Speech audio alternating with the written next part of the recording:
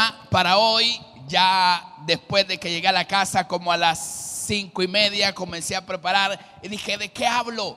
Pero como todo está en los planes del Señor, hay mensajes que a nosotros los pastores se nos hace tal vez no fáciles, pero cuando vienen de parte del Señor como un rema, entonces uno simplemente anota lo que está sintiendo de parte de Dios decir. Pero hay mensajes que honestamente les confieso que nos cuesta elaborarlo porque no siempre pues tenemos esa facilidad. En el caso de ayer creo que Dios dio este mensaje y decía, pero ¿de qué hablo? ¿Qué título le pongo? Y pues nada mejor que el lema que ustedes tienen en esta congregación. El tema de hoy se llama A la manera de Dios. Y para vivir a la manera de Dios se necesitan de dos cosas importantes. Lo primero es la fe, la convicción, la esperanza. Y lo segundo es la actitud. Si nosotros queremos vivir a la manera de Dios, pero no tenemos fe, no tenemos esperanza, no tenemos confianza y no tenemos una actitud, difícilmente vamos a poder vivir a la manera de Dios, porque por lo general los seres humanos somos desesperados, inquietos, impacientes. Siempre queremos que las cosas se hagan a la hora que decimos y como nosotros pensamos que tienen que ser.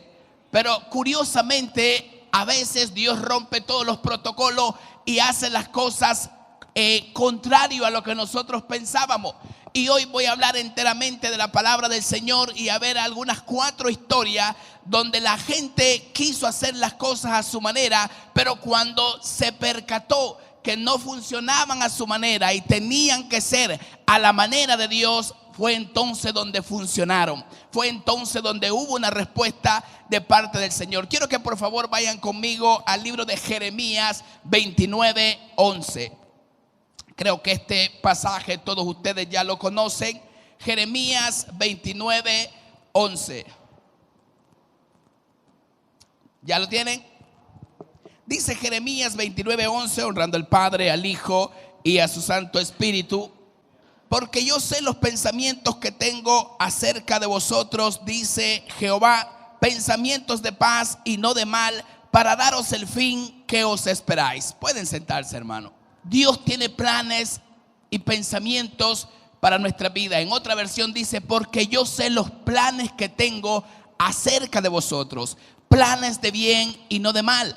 El problema es, como decía al inicio, es que Dios tiene un plan para nuestra vida en una circunstancia difícil, pero nosotros nos desesperamos y a veces lamentablemente nos desenfocamos del plan de Dios. Por consiguiente, hacemos más largo la voluntad de Dios de lo que Dios tenía pensado hacerlo con nuestra vida. Y si hay cosas que no le agradan a Dios, es la gente quejosa.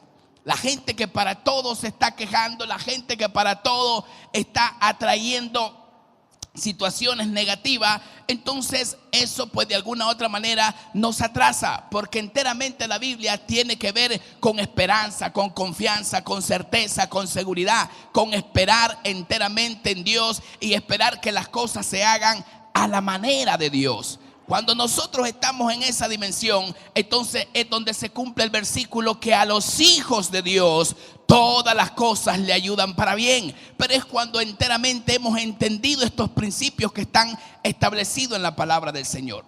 En el libro de Lucas, vamos a estudiar el libro de Lucas hoy. En el libro de Lucas capítulo 8 hay 2 historias que se entrelazan entre sí y son historias impactantes.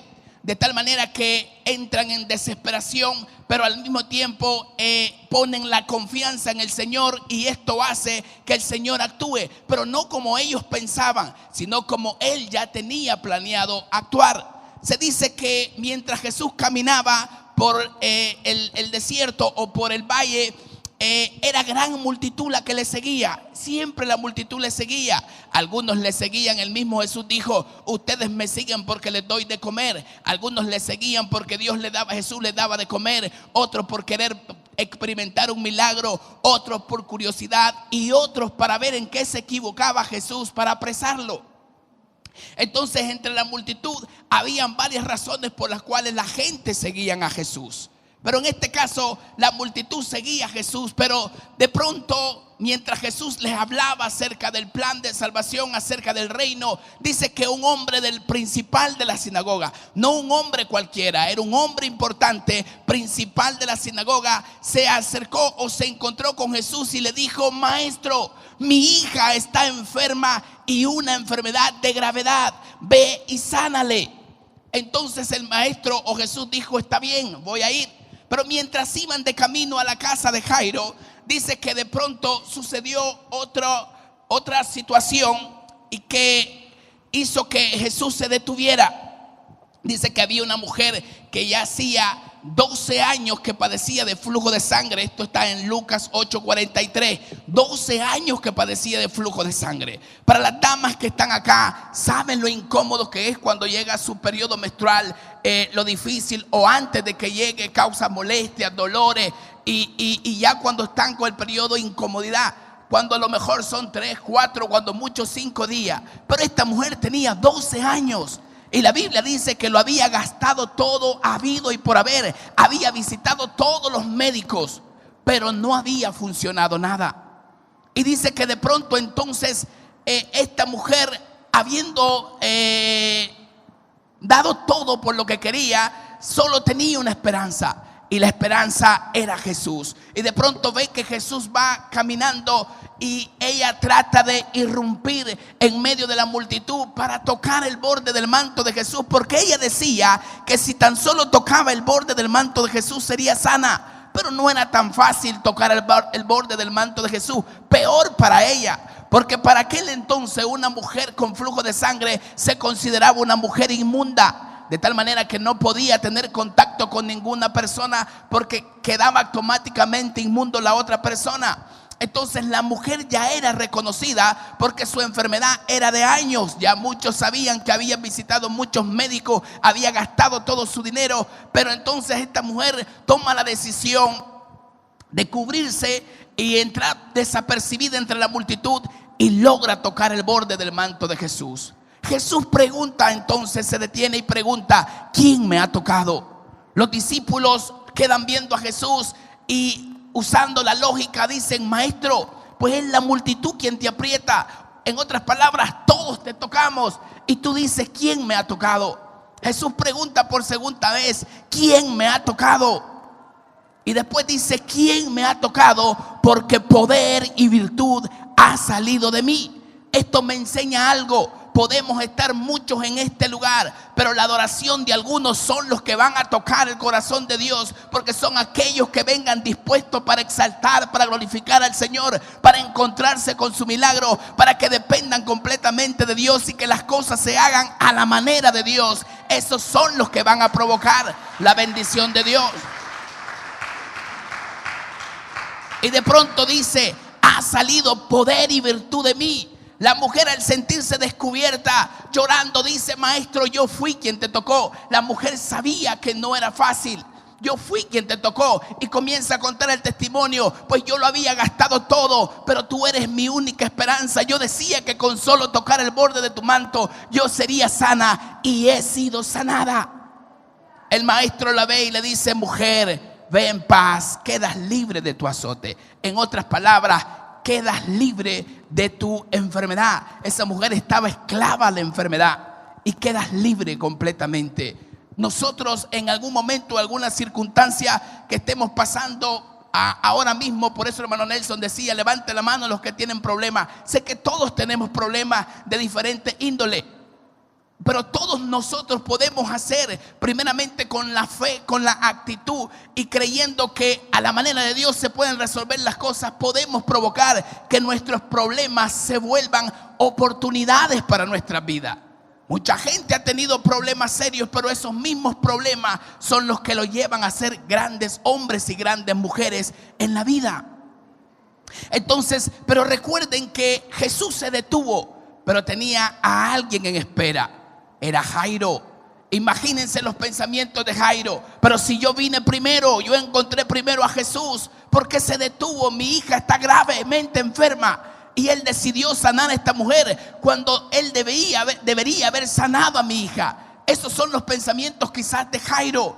Pero en el momento Jairo entiende que está con el maestro, y cuando Dios actúa a su manera, entonces hay esperanza. Cuando estamos cerca del Señor, cuando las cosas no estén saliendo bien, pero si estamos cerca de Él, hay esperanza. Si estamos haciendo su voluntad, hay esperanza en nuestro Señor Jesucristo, porque Él todo lo puede y Él todo lo hace a su manera. Entonces, de pronto se regresa y van rumbo a la casa de Jairo, pero hay una noticia negativa. Los criados comienzan a gritarle a Jairo y le dicen: Jairo, ya no molestes más al maestro, porque tu hija ha muerto. Y no era mentira, la hija había muerto. Pero todo lo que está muerto y todo lo que está perdido, si está bajo el control del Señor, va a resurgir de la nada, va a resucitar incluso de lo que está perdido o muerto, porque para Dios no hay nada imposible. Jesús le dijo a Jairo: ten paz, tu hija no ha muerto, tan solo duerme. Pero aquí tenemos dos cosas importantes. Tenemos la voz de la gente y la voz de Dios. La gente dice: ya no hay esperanza, tu hija ha muerto. Pero Jesús dice: ten paz, hay esperanza. Muchas veces en nuestra vida, en medio de circunstancias difíciles, existen estas dos voces. Quizás hay diagnósticos que te han dicho que no hay esperanza para tu enfermedad. Quizás hay situaciones financieras que te dicen: ya no hay esperanza para poderte restaurar. Esa es la voz de la gente, que si bien es cierto puede ser verdad, pero ante la voz de la gente y la voz de Dios que te dice: ten paz, porque yo tengo el control de todo. Entonces nosotros decidimos a quién le vamos a creer, si a la gente o a Dios. Porque Dios es perfecto, hacer que las cosas imposibles se vuelvan posibles. Dios es perfecto en que hacer que las cosas que aparentemente no van a suceder, sucedan. Porque para Él nada es imposible. Todos nosotros somos un milagro del Señor. Y si nos ponemos a pensar desde nuestro nacimiento, Dios nos ha guardado hasta ahora, hasta aquí. Y ustedes creen que si Dios nos ha guardado todo este tiempo, nos va a abandonar cuando más lo necesitemos. No nos va a abandonar jamás, siempre y cuando dependamos completamente de Él. Entonces dice que Jesús llega al lugar y la gente está llorando. Algunos están llorando, otros están con curiosidad porque llega el maestro. Y Jesús dice: la niña no ha muerto, tan solo duerme. Curiosamente, algunos hasta se burlaban. Pero entonces Jesús dijo: no dejen entrar a nadie, solo vamos a entrar 2, 3 de los discípulos y los papás de la niña. Y cuando entró a la casa, le dijo a la niña: Talita Kumi, a ti te digo, levántate. ¿Qué quiere decir? Niña, levántate. La niña abrió los ojos y dicen que se levantó. Porque cuando todo está muerto, cuando todo está perdido, pero cuando llega Jesús, entonces todo vuelve a su normalidad y mejor que antes, para la gloria de nuestro nombre, de nuestro Señor Jesucristo. Alabado sea su nombre. Pero eso no es nada. En el capítulo 5 hay otra historia. Voy a tratar de comprimir lo más que se pueda para no dilatarme mucho tiempo. Y en el capítulo 5 de Lucas está la historia que el Señor ya tenía planeada de antemano.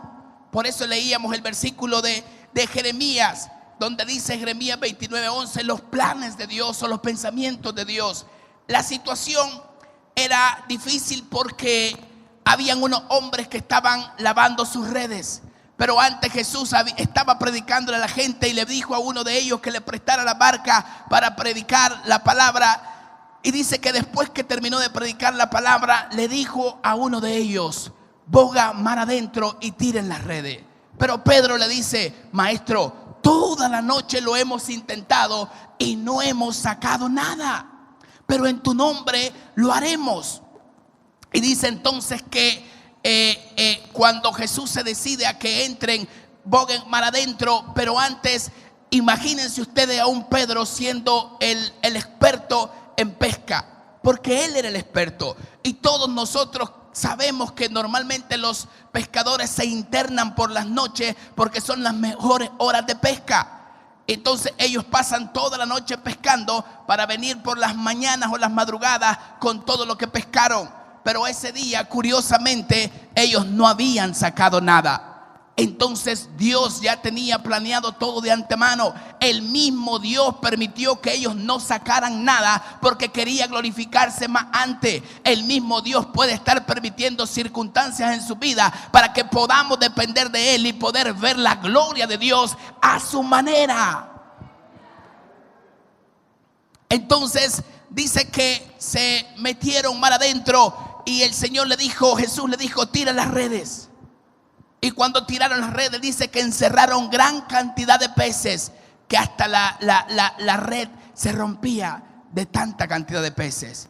Curiosamente, en el tiempo que verdaderamente son las pescas, no pescaron nada, pero fuera de tiempo o a distiempo lo pescaron todo. A veces no es en el tiempo que nosotros creemos que las cosas van a suceder, es en el tiempo del Señor que suceden. Y cuando las cosas suceden en el tiempo de Dios, entonces vale la pena la espera. Y hay que esperar con paciencia. Vale la pena. En el libro de Juan, capítulo 11, también hay otra historia, y es la muerte de Lázaro. Y dice que cuando este hombre muere, Lázaro era muy cercano a Jesús. Era Marta, María y Lázaro, eran tres hermanos. Ellos eran bien cercanos. María, esta es la María que regó las especies de aromáticas en los pies de Jesús y se hizo muy amiga de Jesús. Entonces Jesús también era muy amigo de ellos, pero Lázaro estaba grave. Y dice que estaba enfermo y Jesús estaba predicando por otro lugar. Entonces María manda a un informante que le diga que Lázaro, su amigo amado, está enfermo. Entonces Jesús va a recibir la noticia. Pero ¿qué creen? Jesús siguió predicando el evangelio. No se desesperó ni se regresó corriendo a orar por Lázaro. Lo dejó. Es más, lo dejó que se muriera. Muchas veces Dios va a permitir que muchas cosas mueran en tu vida para después Él resucitarlas. Entonces dice que murió, Lázaro muere, pero pasaron 2 días, 3 días y Jesús después regresó. Cuando Jesús regresa, Marta lo encuentra y le dice, si hubieses estado aquí, mi hermano no hubiera muerto. Y aquella mujer llorando, y después llega, manda a llamar Jesús a María, y regresa María y le dice lo mismo, si hubieses estado aquí, Jesús, mi hermano no hubiera muerto. Entonces Jesús ya tenía todo bajo control. Jesús dijo, vamos a ir a orar. Y cuando Jesús llega al lugar, dicen, quiten la piedra, porque era como una cueva y en la puerta pusieron una piedra. Y dijo, quiten la piedra. Marta se mete al frente y le dice, pero maestro, ya tiene 4 días de muerto y ya hiede, huele feo. En otras palabras, Marta está diciendo, ya no hay esperanza porque está muerto. Y encima que está muerto apesta. Ya no se puede. Jesús responde a Marta y le dice, no te dije que si creyeres verás la gloria de Dios. E inmediatamente le dice, abran la puerta, quiten la piedra. Y le dice a gritos, Lázaro, sal fuera. Y dice que Lázaro salió vendado completamente. Y dijo Jesús, quítenle las vendas, porque estaba atado. Muchas veces nosotros hemos sido resucitados por Dios. Dios ha cambiado nuestra vida, pero seguimos atados. Y necesitamos que nuestras vendas sean quitadas. Nuestras vendas de nuestros ojos, nuestras vendas de nuestro cuerpo, de nuestros ojos para ver, de nuestra mente para actuar y de nuestro cuerpo para caminar, para ir en pos de lo que Dios quiere y para que hagamos que el milagro suceda. Si nosotros creemos. Curiosamente, si usted estudia la Biblia, se va a dar cuenta que la mayoría de los hombres y mujeres de Dios que recibieron un milagro, no lo recibieron sentados esperando que el milagro llegara, sino que actuaron en fe, caminaron y provocaron que el milagro sucediera. Así que en medio de toda desesperanza debemos de actuar para crear una esperanza, un ambiente de fe y de convicción para provocar que el milagro suceda. No sé cuántos de acá están esperando un milagro, pero sé que Dios lo va a hacer, porque para Dios no hay nada imposible. Yo no me muevo mucho en lo profético, porque sé que no es lo mío. pero en ciertas ocasiones el Señor ha hecho cosas maravillosas y ha hecho que cosas sucedan que ni yo me las esperaba. Recién hace como 2 jueves, la hija de uno de nuestros líderes mayores de la iglesia estaba pasando por una situación difícil. Ella tenía retraso, se fue a chequear y sí, efectivamente había un embarazo, pero no había embrión. Era como un parásito que estaba haciendo que la bolsa en el útero se creciera, pero no había vida en ese lugar. Entonces la doctora dijo: vamos a esperar una semana más para no desesperarnos a hacer un legrado. Vamos a esperar una semana más. La muchacha llega el jueves a la iglesia y de pronto comienza el Señor en un día normal, un jueves, comienza el Señor a hablar a la iglesia. Pero lo curioso es que yo comienzo a hablar en lengua. Ni siquiera yo acostumbro a hablar en lengua en público, yo lo hago en privado. Y comienzo a hablar en lengua, pero al mismo tiempo comienzo a interpretar. Yo estaba atónito, porque lo que yo hablaba en lengua claritamente lo podía traducir. Y entonces podía decir, y entre lo que hablaba le dije: aunque los médicos hayan dicho que no hay vida allí, y no es porque se han equivocado, es verdad, pero en medio de que ellos dijeron que no hay nada, el Señor hoy pone vida en ese vientre. Y yo estaba hablando así, pero dentro de mí decía: ¿qué estoy diciendo?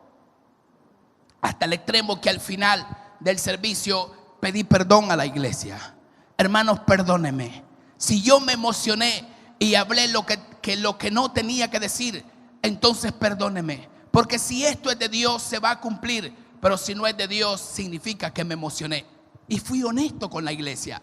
Pero para mi sorpresa, el otro jueves, 8 días después, uno de los hermanos de ella estaba predicando en nuestra iglesia y da testimonio que a la muchacha le tocaba hacerse el ultrasonido el lunes, pero la mandaron el jueves que se lo hiciera. La muchacha no quería porque tenía miedo que le dijeran lo mismo, pero la obligaron que fuera prácticamente. Y al hacerse el ultrasonido, entonces dice que el corazoncito del niño ya estaba palpitando. ¿Y saben por qué ocurrió así? Porque entonces quizás en algún momento muchos predicadores han cometido errores de creer que Dios los usa, y porque Dios los usa son grandes hombres de Dios. Ninguno de nosotros, por más que Dios nos use, nos merecemos nada, sino que Jesucristo, el Rey de Reyes, es el que hace todas las cosas. ¿Y saben por qué pedí perdón? Y ahora entiendo. ¿Saben por qué pedí perdón a la iglesia? Porque la iglesia sabía que yo tenía temor y no tenía después ningún argumento para yo tener que enorgullecerme. Dios me usa. Dios me libre si algún día quiero quitarle crédito a quien no se le puede quitar ningún crédito. Así que gracias a la misericordia de Dios, hoy todavía el Señor está haciendo milagros. Crean lo que el Señor está haciendo, milagros creativos, milagros financieros, enfermedades están siendo sanadas. Gente que ha perdido todo, el Señor le está permitiendo que recuperen sus bienes.